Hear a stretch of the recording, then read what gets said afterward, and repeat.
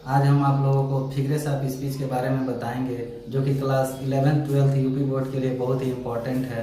यदि आप हमारे चैनल पर नए हैं तो हमारे चैनल को सब्सक्राइब करिए, लाइक करिए। चलिए बिना समय वेस्ट किए देखते हैं figures of speech. Figures of speech का मतलब होता है अलंकार। यूपी बोर्ड में फिगर्स ऑफ स्पीच जो है दो तरह से पूछा जाता है। एक डिफिनीशन बेस्ड क्वेश्चन होता है और दूसरा जो है सेंटेंस बेस्ड क्वेश्चन होता है, और ये 4 नंबरों के लिए पूछा जाता है। इस फिगर्स ऑफ स्पीच को समझने के लिए सबसे इम्पोर्टेंट तरीका ये है कि इसको एक ट्रिक से याद किया जाए। जैसे ट्रिक वो यह है शैम्पू। अगर आपको शैम्पू का नियम अगर याद है तो इससे आप पूरा फिगर्स ऑफ स्पीच कवर कर सकते हैं इसके अंतर्गत। जैसे यस से होता है सिमली। सिमली का मतलब होता है उपमा अलंकार। यच से होता है हाइपरबोल। हाइपरबोल मतलब अतिशयोक्ति अलंकार। ए से होता है एपिस्ट्रॉफ। एपिस्ट्रॉफ मतलब संबोधक अलंकार। यम से होता है मेटाफर। मेटाफर का मतलब रूपक अलंकार। पी से होता है पर्सनिफिकेशन मानवीकरण अलंकार। ओ से होता है आर्जिमर्म विरोधाभास अलंकार। और ओ से होता है ओनोमोटोपेयिया ध्वनि सूचक अलंकार। हम लोग एक एक करके समझेंगे, एक एक करके समझेंगे कि सिमली क्या है, हाइपरबोल क्या है, एपिस्ट्रॉफ क्या है। सबका हम लोग एक एक बार समझेंगे। सिमली के बारे में हम लोग समझेंगे। सिमली क्या है? सिमली को हिंदी में कहते हैं उपमा अलंकार। सिमली में मुख्यतः हम समझते हैं कि ये जो है कंपेरिजन होता है different to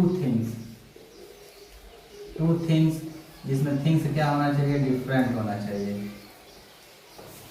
different two things, उसके साथ ही इसमें एज, लाइक या सो का प्रयोग होगा। इसके माध्यम से हम समझ सकते हैं कि इसमें सिमली वो होता है जिसमें दो अलग अलग वस्तुओं के बीच में तुलना किया जाता है, और इसमें एज, लाइक, सो का जरूर प्रयोग होता है। हम लोग एक लाइन देखते हैं, ये जो लाइन है यह विलियम वर्ड्सवर्थ की पोएम डैफोडिल्स से लिया गया है। जैसे I wandered lonely as cloud. I जो है यह कौन है, तो यह पोएट है, विलियम वर्ड्सवर्थ के लिए प्रयोग किया गया है। और क्लाउड भी क्या है, क्लाउड मतलब बादल, और कवि, बादल और कवि के बीच में कंपेरिजन किया गया है कि मैं बादलों की तरह अकेला घूमता रहा, मैं बादलों की तरह अकेला घूमता रहा। इसके बाद एक आप लोग और देख सकते हैं, इसमें एज का प्रयोग किया गया है। एज भी क्या डिनोट कर रहा है, सिमली को डिनोट कर रहा है। जैसे लिव लाइक ए हर्मिट मतलब जियो।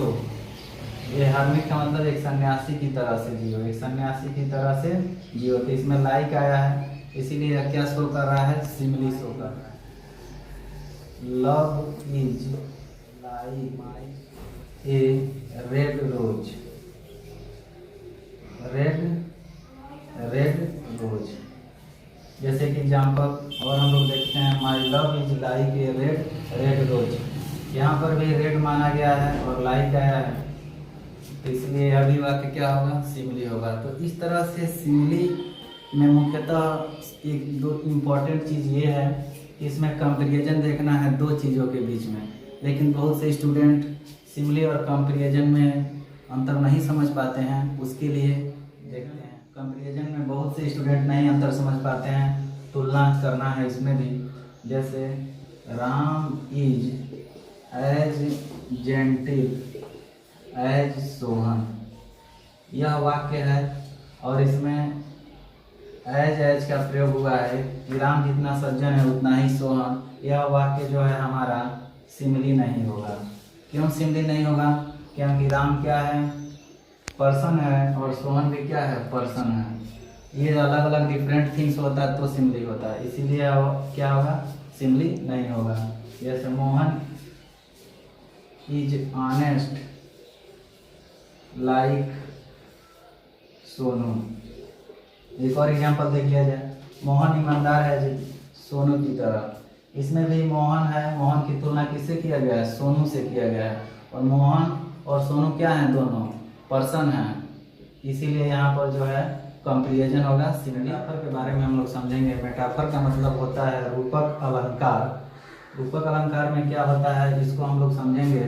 इसमें कंपेरिजन होता है, इसमें भी तुलना किया जाता है, कंपेरिजन डिफरेंटली कंपेरिजन सीमिंगली, मतलब इसमें तुलना ऐसे किया जाता है कि तुलना करने पर दोनों वस्तुएं एक हो जाती हैं। वहाँ पर जो है रूपक अलंकार होता है। जैसे एग्जाम्पल के माध्यम से हम इसको समझ सकते हैं। लाइफ इज ए ड्रीम, जीवन एक स्वप्न है, यानी जीवन की तुलना स्वप्न से किया जा रहा है और जीवन को वही स्वप्न मान लिया जा रहा है, इसीलिए यहाँ पे मेटाफर होगा। Next example, Kalidas is the Shakespeare of India. Kalidas Bharat के शेक्सपियर हैं, यानी कालिदास की तुलना शेक्सपियर से किया गया है और शेक्सपियर को ही कालिदास मान लिया गया है। एक एग्जाम्पल आप लोग के लिए, जैसे the camel is the ship of dessert, आप लोग बताएंगे हमें। Life is like a dream, ये आप लोग मुझे बताएंगे कि इन दोनों वाक्यों में सिमिली है या मेटाफर। अगर इसी तरह से और भी आगे आप लोग देखना चाहते हैं, समझना चाहते हैं, तो कमेंट के माध्यम से हमें बताएं। यदि आपको वीडियो अच्छा लगा हो तो लाइक करिए, अपने दोस्तों में शेयर करिए, कमेंट करिए। धन्यवाद, मिलते हैं नेक्स्ट वीडियो में।